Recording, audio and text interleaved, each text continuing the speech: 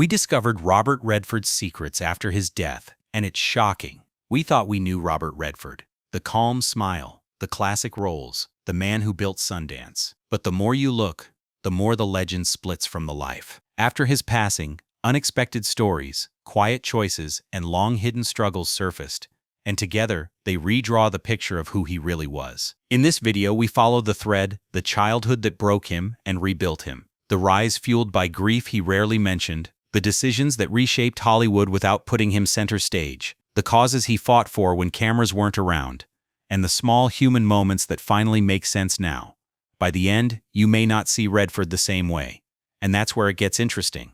Robert Redford's childhood looked like something out of a movie. Sunshine, ambition, dreams. But when he was about 11, a mild case of polio knocked him down, literally. Confined to bed, he learned early what fragility feels like. Then at 18, his mother died. Her passing didn't just leave a hole.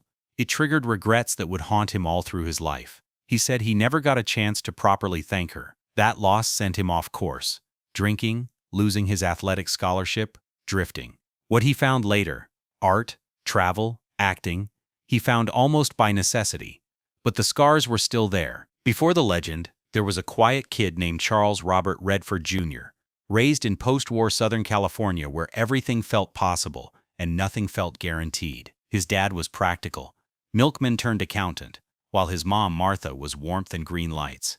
That split, discipline on one side, wonder on the other, became his internal engine. He grew up sketching in school notebooks, obsessed with form and shadow, and sneaking in as many ball games as he could. People later called him cool. The truth is, he trained himself to be calm because life kept testing his balance. Around 11, the first test arrived. Polio. Not the worst case you hear about in textbooks, but enough to trap him in bed and shrink the world to 4 walls and a window. When he finally got cleared to travel, his mother drove him to Yosemite. One turn in the road and the valley opened. Cliffs, river, sky with no ceiling. For some kids that's scenery. For him it was a recalibration. He never forgot the feeling of being small in a way that didn't make him afraid. That single trip planted 2 lifelong roots: reverence for wild places and a habit of listening to silence until it starts to talk. Back home in the valley, he fell hard for baseball. Speed, instincts, the clean math of a stolen base. He lived for it. He earned a scholarship to the University of Colorado Boulder. For a minute, the plan looked simple. Play hard, study enough, let the field write the future. Then life changed the script. In his late teens, his mother died from sudden complications. She was 40, he was 18. If Yosemite had expanded his world, her death punched a hole through the center of it. He later admitted the regret that haunted him most. He never got to thank her properly. That single sentence explains the guarded man he became better than any magazine profile ever did. Grief made a mess of his college life. He drifted, drank, cut classes. The scholarship disappeared. When you've built your identity around being the reliable one, failure hits like a mirror shattering. That's when he did the thing that would define him over and over. He left. He went looking for air. Europe first. Paris cafes, tiny rooms, cheap wine, pencils worn down to stubs. He studied painting and drawing, chasing light across paper, learning to look longer than other people do. That visual discipline became part of his DNA. Later, when he stepped behind a camera, you can feel the painter's eye in his frames. Patient, composed, never showy without purpose. New York followed. He bounced through art school at Pratt, then shifted to the American Academy of Dramatic Arts, a choice that didn't make linear sense but felt right in the gut. He wasn't discovering acting so much as discovering a new way to use what he'd already built: attention to detail, an allergy to fakery, the ability to let silence carry weight. He wasn't the loudest person in the room. He was the one who watched until he understood what mattered. That restraint would later be mistaken for aloofness. In reality, it was grief made functional. The absence of his mother didn't turn him hard.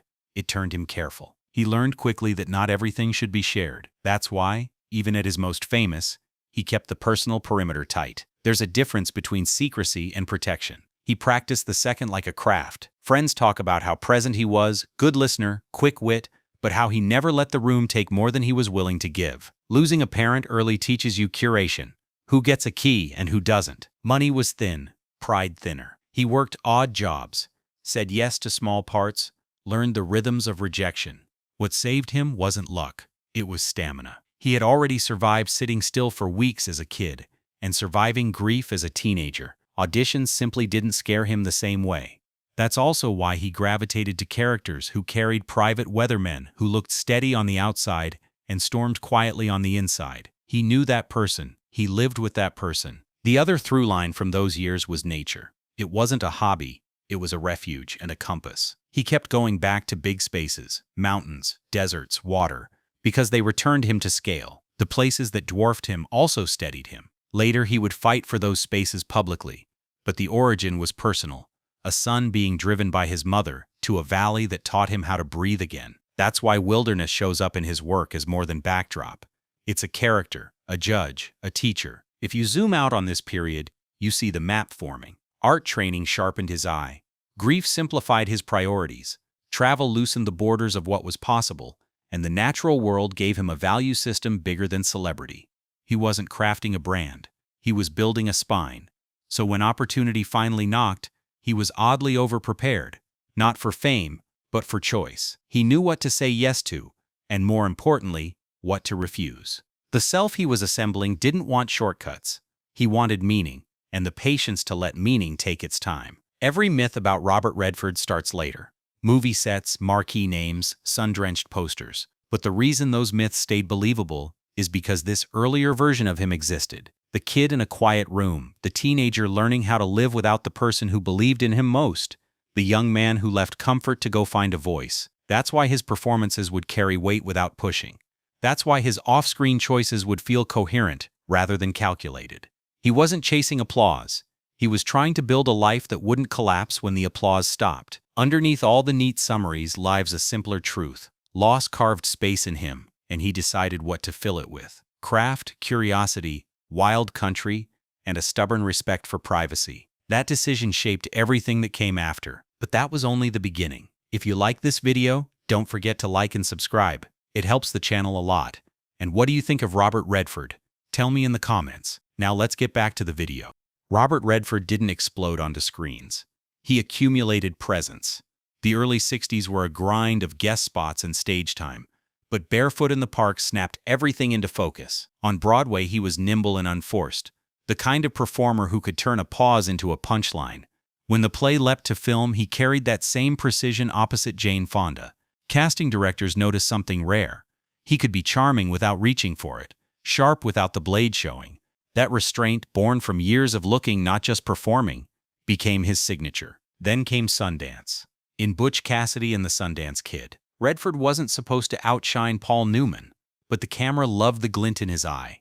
The mischief, the steel under the grin. The role fixed his public image as the graceful outlaw, a man who could read danger like a map. In quick succession, he stacked tones most stars separate by decades. Downhill Racer, Cool Obsession, Jeremiah Johnson, Frontier Solitude, The Candidate, Media-Savvy Idealism, The Sting, Con, 3 Days of the Condor, Paranoid Intellect, The Way We Were, Romantic Ache, and All the President's Men, Journalistic Rigor. The range wasn't an accident, it was a policy. He refused to repeat himself while the town begged him to. What the public didn't see was how carefully he partitioned that ascent from his private life. He and his first wife, Lola Van Wagenen, had already lived through a loss that never loosens. Scott, their firstborn, gone in infancy. That kind of grief doesn't broadcast, it rewires. It taught him to guard what he loved and to speak sparingly about anything that mattered. He poured the rest into work. Listen closely to those 1970s characters, and you hear a man who understands the cost of silence. Hubbell's careful distance, Condor's wary patience, Woodward's insistence on proof. He didn't play men who felt deeply. He played men who hold what they feel until the right moment. Fame, meanwhile, is engineered to pry. Redford countered it with craft. He chose collaborators who valued intelligence over noise. Sidney Pollack for simmering complexity, Alan J. Pakula for clean moral architecture. On set, he was meticulous but not fussy, the person who would try one more take if it shaved away vanity. Even at the height of poster boy hysteria, he ducked the easy circuits. Less gossip, more prep. Less parties, more pages. He could do the smile and the tucks, he just didn't confuse them for purpose. The friendship with Paul Newman added warmth to the mythology. Off-camera, they traded dry jokes and quiet generosity. Two men who understood that charm is a tool, not a personality. Their films together worked because neither was threatened by the other's light. That balance, ego in its place, mirrored how Redford handled the rest of his career. He was ambitious, yes, but allergic to spectacle for spectacle's sake. The work needed marrow. At home, life kept reminding him that success and stillness don't coexist without effort. He and Lola welcomed Shauna, James, Jamie, and Amy, and Redford built the habit that defined him as a father: show up and don't make a fuss about it. Doctor visits, school things, long stretches out of town balanced by disappearing from view when he returned. He didn't perform family man. He protected the zone where family could breathe. The earlier tragedy hovered like weather, unseen by the neighbors, felt by everyone inside. When Jamie's health battles appeared and lingered, Redford adjusted again, building a second home in vigilance, learning the language of specialists, making room for fatigue, staying useful without turning private pain into public narrative. He kept the most important stories off stage. The roles deepened as the responsibilities did. The Candidate captured how institutions sculpt people. All the President's Men showed how persistence can pry truth loose. Condor suggested that survival is a thinking person's art. Each film looks prophetic now, but at the time they were simply precise. Redford was choosing scripts that treated audiences like adults.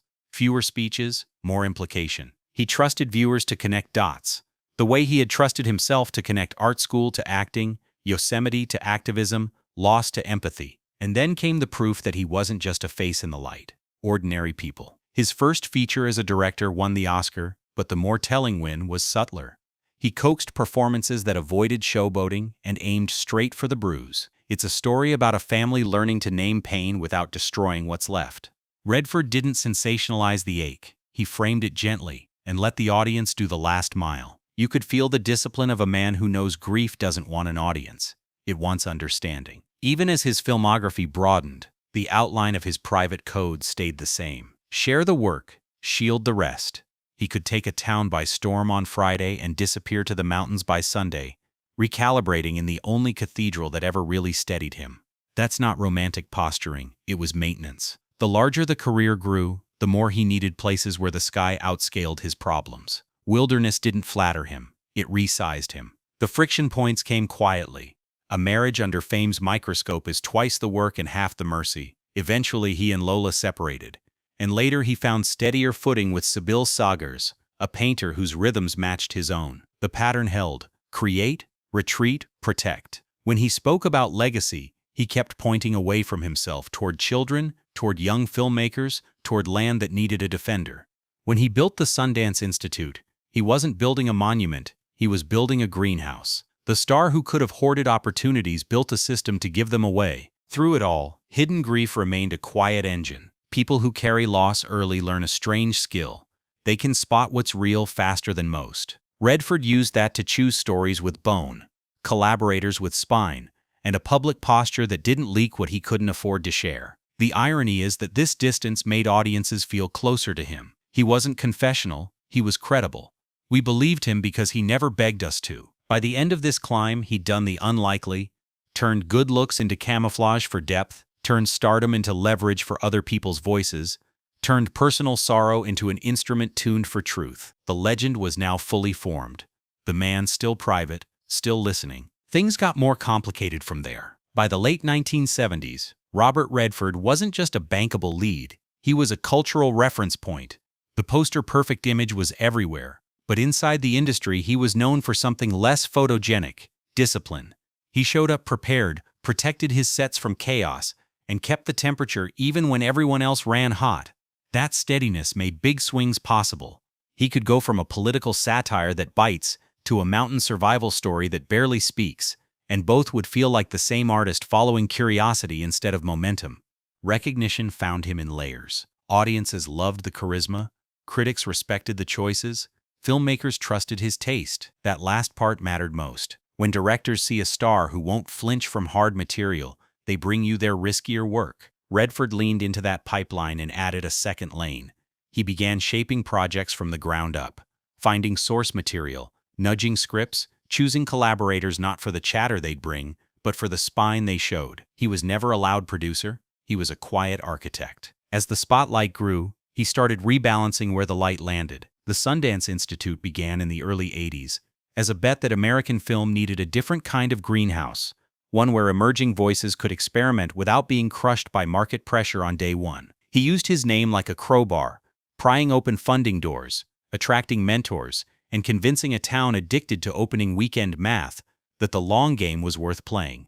Workshops in the Utah Hills turned into a whole ecosystem, labs for directing, screenwriting, composing, designed to make the rough draft stronger, not to sand away its edges. Then the experiment grew teeth. The Sundance Film Festival, which he helped transform from a small regional showcase into the engine of American independent cinema, took off. Suddenly, Park City wasn't just a winter town. It was where careers launched. The 90s were a parade of breakthroughs, American indies with personality, nerve, and small budgets punching above their weight. Redford wasn't the face on those movie posters. He was the scaffolding. He carried water, made calls, wrote forwards, kept the editorial line clear, originality first, commerce second. When studios came sniffing for acquisitions, his job was to keep the soul of the place intact. Saying yes to growth without selling the center became a yearly negotiation. He took the heat so the kids with the films didn't have to. The activism piece didn't arrive as a PR bolt-on. It had been braiding in since Yosemite. In public, Redford advocated for land conservation, clean air, and the protection of wild places in the American West. In private, he kept pushing lawmakers and organizations to think beyond election cycles. He didn't posture as a policy wonk. He framed issues like a storyteller. What gets lost if we don't act? What gets saved if we do? He lent his voice to campaigns that didn't have glamour, fights over water, drilling leases, sacred sites, and put time into the unsexy parts. Board meetings, testimonies, fundraising that doesn't end in a standing ovation. The through line was simple. The world that gave him steadiness deserved defending. Recognition, activism, and authorship tend to collide, and they did here. Running a festival that sells out hotels every January and wading into national debates is a recipe for criticism. Redford absorbed it. Some accused him of gatekeeping, others of letting commerce creep too close. He treated those accusations as signals to recalibrate, not reasons to retreat. If the programming skewed too polite, he pushed for films that ruffled. If the ecosystem tilted toward hype, he reminded the team why the Institute existed. He didn't always win those battles, he kept showing up for them. Professionally, he kept threading between acting and directing like a man who refused to become a souvenir of his past. He chased roles that let him age on camera. Men with fallible judgment.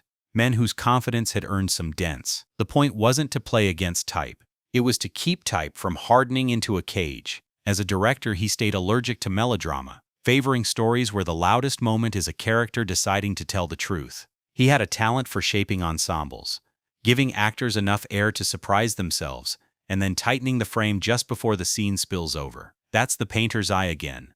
Proportion, negative space, restraint. The public pressure spiked whenever he spoke about leaving the stage. In interviews around the late 2010s, he floated the possibility of stepping back from acting. The reaction was instant. Headlines, retrospectives, farewell by committee energy he never wanted. He clarified later that he regretted making a retirement announcement at all. The word creates a ceremony he didn't need.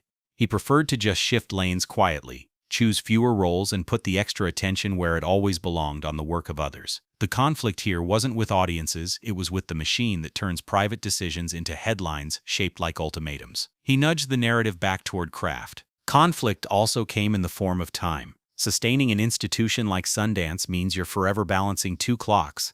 The pace of art, slow, stubborn, cyclical, and the pace of a festival, annual, relentless, public. Some years the programming felt like a lightning strike.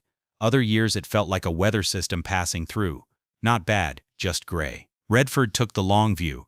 No artist, no festival, no movement keeps a perfect batting average. The job is to protect the conditions where excellence can arrive on its own schedule. Through the middle era, his personal life stayed as protected as ever. He was present for family without broadcasting it, and he built a winter-summer rhythm that kept him resilient, a season of noise surrounded by seasons of quiet. Friends describe him as the guy who will talk to the last volunteer usher the same way he greets a studio head, then disappear to a trail the next morning before sunrise. That balance, civic engagement, and solitude wasn't an image, it was maintenance. You can't host 1,000 voices every January if you don't spend February listening to Wind and Water. He also kept a fluent relationship with doubt. Stars aren't supposed to admit uncertainty, but collaborators said he was the first to ask if a cut was honest or if they'd flinched. He'd rather trim a great moment that rang false than keep it because it might score applause. That allergy to falseness stretched into his public speeches. He didn't sermonize, he issued invitations. Come see this film, come help this land, come protect this freedom. And then he let the work make the case. Inevitably, the myth-makers tried to tidy him up, and he kept smudging the edges. He wasn't the cowboy, or the gentleman, or the professor. He was a working artist who built infrastructure for other artists, a famous person who used fame like a tool, then put the tool back in the box, an environmentalist who didn't confuse scenery with policy. People once joked that Redford's superpower was looking like the calm center of the room. The secret is that he made rooms calm, by preparation, by tone, by refusing to escalate when escalation would win the headline and lose the purpose. All of this recognition triggered the same internal negotiation. How much of yourself can you give to the public good without spending the parts your family needs? He set a boundary and kept repainting the line when life changed.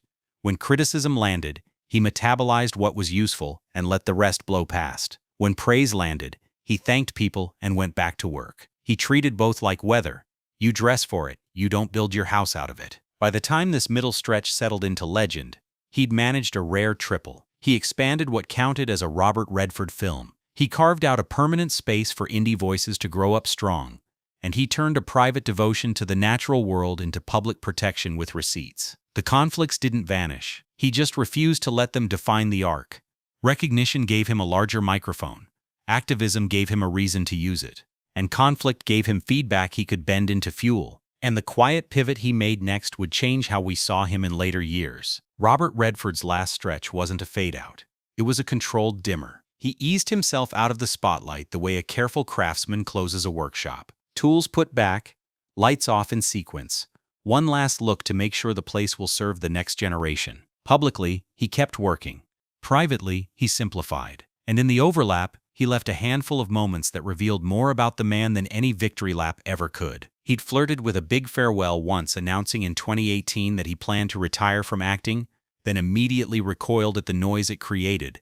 Weeks later, he admitted the announcement itself was the mistake. If he was going to step away, he'd rather slip quietly, not turn a personal decision into a parade. That line told you everything about his late career operating system. Less ceremony, more intention. Instead of grand exits, he kept picking his spots. One of the most telling choices came 6 months before his death, when he slipped into a surprise cameo on AMC's Dark Winds, the series he'd long championed as an executive producer. Fans did a double take. There was Redford, opposite fellow EP George R.R. Martin, playing a jailed man and matching wits over a chessboard, a sly, self-aware wink from two elders of modern storytelling. It wasn't just novelty. It was a miniature thesis on time, mentorship, and unfinished business, delivered in under a minute. Multiple outlets confirmed the cameo as his final on-screen appearance. The rest of the portrait comes from small human details that surfaced after he passed. During a months-long stay at an exclusive Colorado Springs golf club, Redford reportedly ate most nights in the same steakhouse, often in sweats and slippers, quietly reading a book and ordering the lobster bisque. No entourage, no performance. Staff remembered his wife, artist Sibylle Sagers, politely asking for privacy when the room buzzed. It tracks with the man who spent a lifetime redirecting attention away from himself when it didn't serve the work. Even as he moved toward quiet, he kept widening lanes for others. The Sundance Institute and Festival, his long game, continued to mint first-time voices, mid-career reinventions, and the occasional zeitgeist shockwave, proof that the scaffolding he built was designed to outlive him. Industry retrospectives the week he died didn't just list film credits. They traced an ecosystem, labs, mentorships, distribution breakthroughs back to his insistence that independence isn't a hobby, it's a cultural necessity. Outside the industry, he kept anchoring himself in the same two elements that saved him as a kid, art and nature. Friends and tributes described a late-life routine built around painting, long stretches in Utah's wide silence, and family, grandkids included rather than premieres. When peers eulogized him, they didn't only reach for the big titles, they talked about stewardship, kindness, and a stubborn refusal to make himself the center of the story. That's the strange gravity he carried at the end. The bigger his legend became, the smaller he insisted on living. And then, the last page. On September 16, 2025, Redford died at home in Sundance, Utah. At 89, exactly where you'd expect the final scene to take place, in the mountains, in the house that stood as headquarters for an idea bigger than any one film. The obituaries were unanimous on the essentials: actor, director, activist, institution builder. But the most telling tributes read like thank you notes from people whose first breaks, stubborn projects, or endangered landscapes found cover under his name. The man who disliked big announcements left behind a chorus he never tried to conduct. Pull those strands together and the pattern is clean. A late career defined by restraint instead of spectacle. A final cameo that functioned like a signature. A daily life that drifted toward books, soup, and the same partner at the same table. A legacy measured in other people's opportunities. He didn't chase immortality. He prepared for it by making sure the work would keep going when he didn't. But that wasn't the whole story. The most revealing pieces only surfaced after he was gone. When someone as famous as Robert Redford leaves the stage, the first wave is headlines. The second wave, the one that matters, comes from the people who actually knew him, the institutions he built, and the tiny human details that slip out once the noise fades. In the days after his passing, that second wave rolled in fast, and it painted a picture that felt intimate, grounded, and very him. He didn't want a pageant, he got thank you notes. The tributes weren't generic. Paul Newman's family spoke up first with a remembrance that doubled as a snapshot of a decades-long friendship born as a movie friendship. Sure, but sustained by shared values. They remembered the pranks and the laughs, but also how Redford nudged Newman deeper into environmental action and kept welcoming the family into his Utah orbit. It's a telling angle. Even when the world fixated on two icons side by side, the people closest to them saw two dads, two donors, two stubborn doers comparing notes on how to make their fame useful. Then came the small story that felt like a diary entry. During a months-long stretch in Colorado Springs, Redford apparently ate most nights at the same steakhouse, in sweats and slippers, book open, quietly ordering lobster bisque. Staff said his wife Sybil would occasionally ask for privacy. Polite, low-key, on brand. For a man who could have turned any dining room into a photo op, he chose to be the polite regular who tipped well and didn't loom. That's not image control, that's habit. A choice repeated enough times becomes character. The industry remembrances focused less on star power and more on structure, the living machinery he built for other people's work.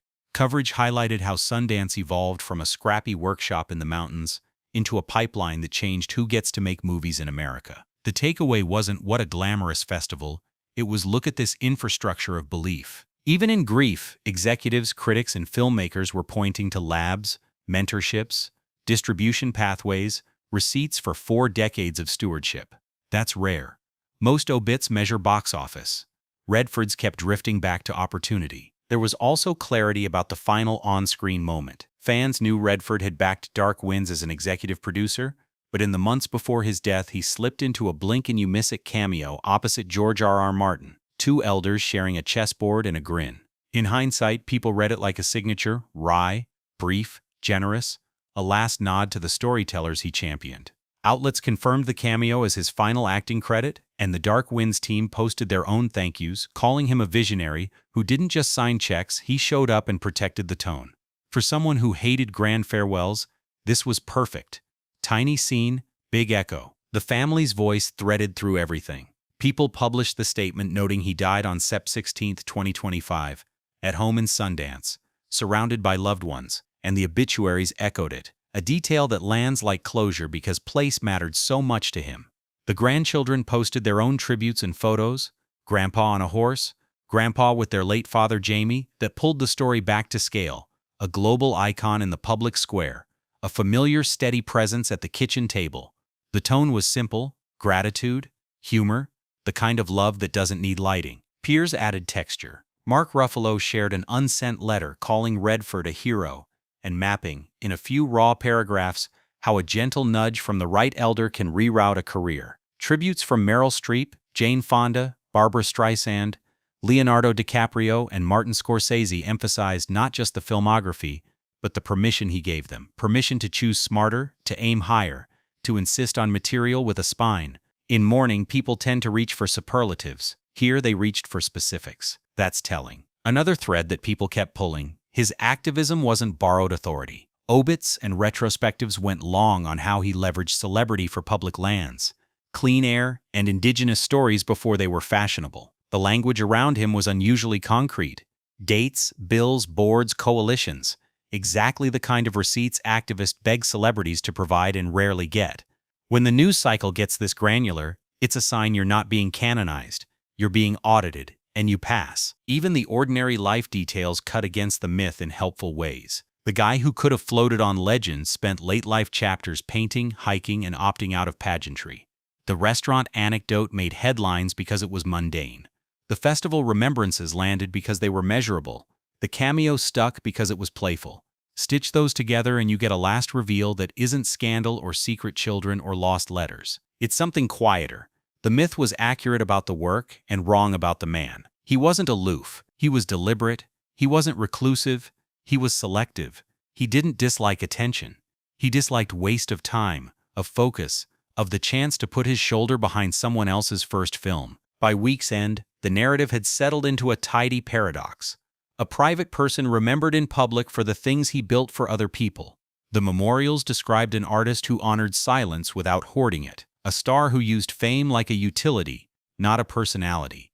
A patriarch whose deepest pride lived at home, not in a trophy case. If you were waiting for a sensational secret, the closest you'll get is this: the less he performed himself, the more power he had to change what the rest of us see. But the legacy wasn't just about what he left, it's about what we choose to do with it next. When the headlines cleared, Robert Redford's legacy looked less like a statue and more like a living system. Start with the obvious: a career that made star power feel intellectual. He showed you charisma could whisper. But the part people kept returning to after his passing was the structure he left behind for everyone else. The Sundance Institute wasn't a vanity imprint. It became a durable platform that taught generations of filmmakers how to turn a fragile draft into a finished voice. The Institute's memorial called him a founder whose vision launched a movement, and decades on still defines how independent cinema grows up. That's not a eulogy line. That's an operating manual he left running. His other through line was activism with receipts. Redford didn't just lend his name, he lent years. The NRDC summed it simply. For 5 decades he helped carry fights for public lands in the West, wildlife, climate action, and native environmental justice. Steady, specific, and long haul. Read enough tributes and a pattern emerges. Colleagues remember a man who showed up for the unglamorous work, boardrooms, briefings, and long pushes that never trend. It's why assessments of his life from mainstream outlets read like audits rather than poetry. The numbers and dates check out. Even his retirement became part of the myth he resisted. In 2018, he floated the idea, then quickly admitted the announcement itself was the mistake. He hated the circus around it, and preferred to slide off stage without a drum roll. That small correction told you how he wanted to be measured, by what got made, not by what got announced. Years later, obituaries noted he died on September 16, 2025, at home in Sundance, Utah, the place that best explains him. Privacy, mountains, and a workshop built for other people's first chances. And then there's the human-scale legacy that doesn't fit neatly into credits. After his death, tiny stories surfaced that ring truer than any grand speech. The months he reportedly ate quietly at the same Colorado Springs steakhouse, reading with a bowl of lobster bisque, in sweats and slippers. No performance, no entourage, just a famous man practicing ordinary life on purpose. That anecdote stuck because it lines up with the decades-long pattern. Protect the private self, put the public self to work, and leave the myth to fend for itself. Professionally, his ripple effect will outlive trends. It's not just that Sundance changed distribution math and shifted studio appetites, it reset taste. A generation learned that a small budget doesn't have to think small, that silence can carry story, that specificity travels. Industry retrospectives framed it bluntly. He dreamed of a festival in the mountains and ended up reshaping Hollywood's pipeline. That's an unusual epitaph for a marquee actor. Not greatest of, but builder of. What was left unsaid? Quite a bit, and intentionally.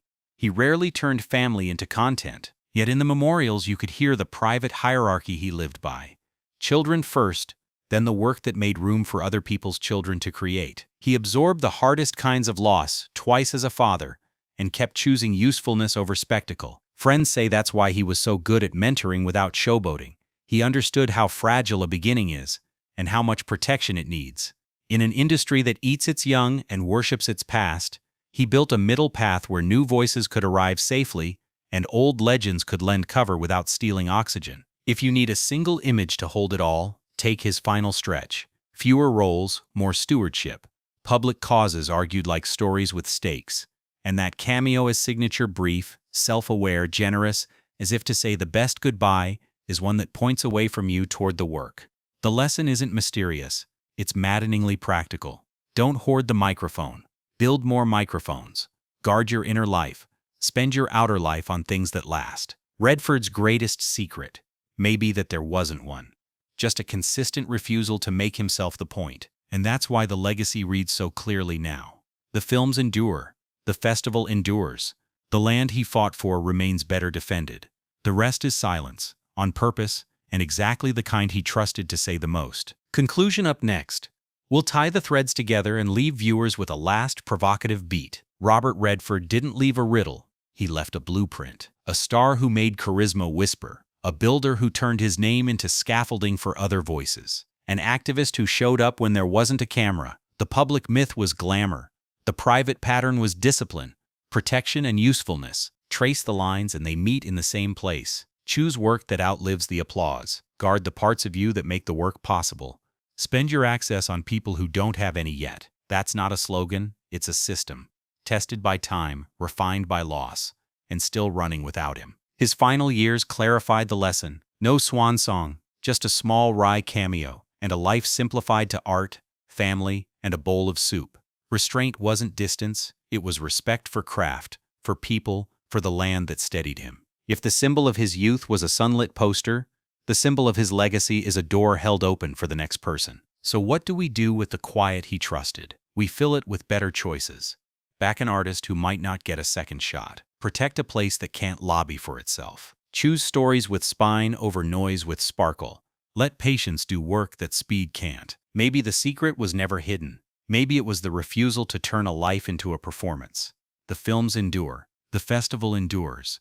The land he fought for stands better defended. The rest is silence on purpose, and full of meaning. Your turn. If the spotlight found you tomorrow, what would you build that survives after it moves on? What voice would you amplify? What ground would you save? Answer that, and you're already following the map he left behind.